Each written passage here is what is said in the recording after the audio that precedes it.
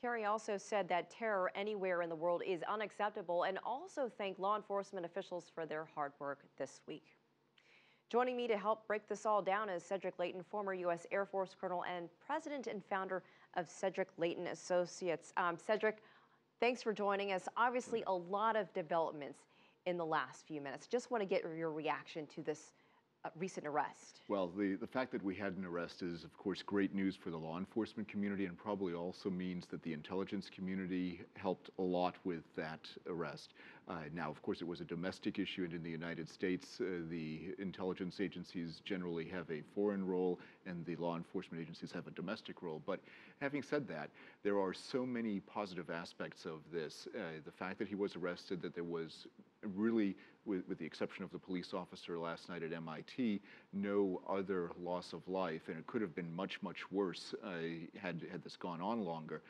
That fact in itself is very, very good, and it also shows that the techniques that the police are using are evolving in a way that they can use any type of hostage negotiation type tactics, also anti-personnel tactics as they need to when they close in on a suspect like this one. And so in broad terms, this seems to be so far a very positive development for the law enforcement community, especially the police department in Boston and of course the Federal Bureau of Investigation. Are you surprised at the speed of which this is all taking place? Are you surprised that they were able to track these guys down? And what is it about this case that led them to these two? Is it the social media? Is it the photographs? Or were they just clumsy?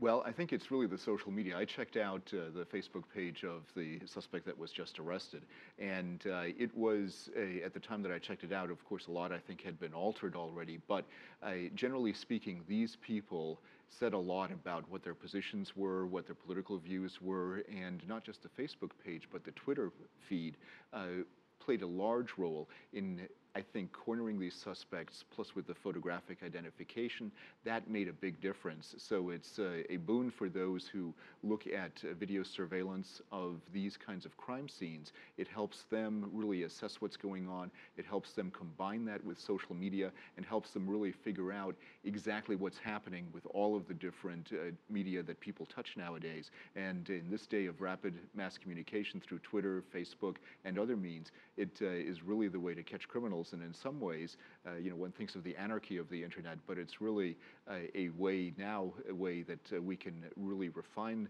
the process and actually increase and enhance law enforcement ability to track criminals. And that's, I think, what we saw in this case.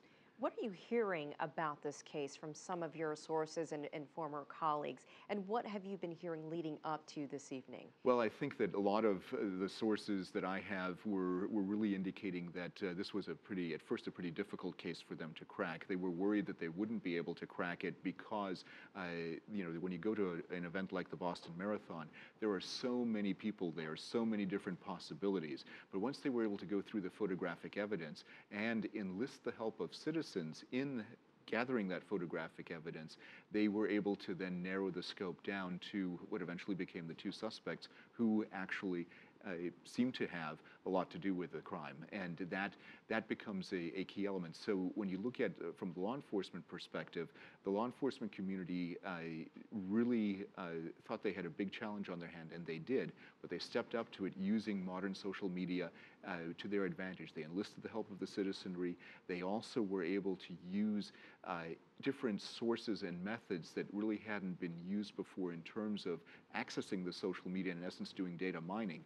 That made such a big difference in this case, and I think using that for the good of the city of Boston really helped out in this. And in the end, it worked out very well. And given the fact that it took until Friday to do this, was perhaps a long time by modern standards, but in some people's views. But on the other hand, it was done thoroughly with relatively low loss of life. Of course, every loss of life is regrettable, but and very tragic. But in this particular case, it was done very, very well, and probably couldn't have had a better outcome, quite frankly. You know, we have this 19-year-old. He's been taken alive.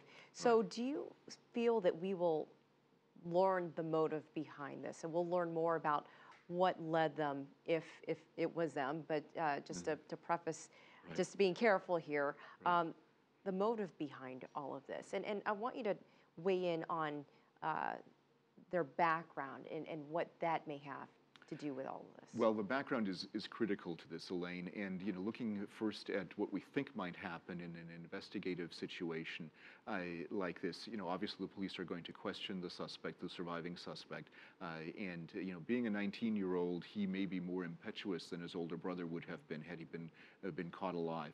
So that may make a difference in terms of the interrogation. But what is also important here is realizing that under the U.S. Constitution, he of course has the right to remain silent. So he may exercise that right depending on the advice of his counsel, and he'll get a lawyer no matter what happens. That's just the way it works under our system. What will happen is he will get that lawyer. He will probably refrain from divulging too much, but the police have ways of asking questions that may lead them down a good path, so that we may establish motive, we may establish an understanding of the ideology, if there is any behind this, and then we can go from there. Now, you asked about the background of the family. Because ethnically they come from Chechnya, Chechnya has been really riven apart by a civil war and by an effort to gain independence from first the Soviet Union and then Russia. That effort has failed twice. They had two major wars in Chechnya, and the Chechen population is a population that has undergone a great deal of dispersal throughout their history. You go back all the way to even before World War II, but especially in World War II, when the Chechen population actually was involved in efforts to go separate from the Soviet Union with the help of Nazi Germany. Stalin then moved ethnic Chechen people to Kazakhstan and places like that. So he moved them into Central Asia. The Chechens were only able to get back into Chechnya in 1957. So these people have been on the move. They haven't had their own country. And that is a natural breeding ground for terrorism. When you have that coupled with a high unemployment rate, really an economically disadvantaged area, it is a place where terrorism can grow very easily. And so that is the key background for that family. Even if they didn't live in Chechnya per se, the family clearly talked about these things. They clearly experienced these things. These men knew what had happened to their family. They were experiencing it by moving to the United States.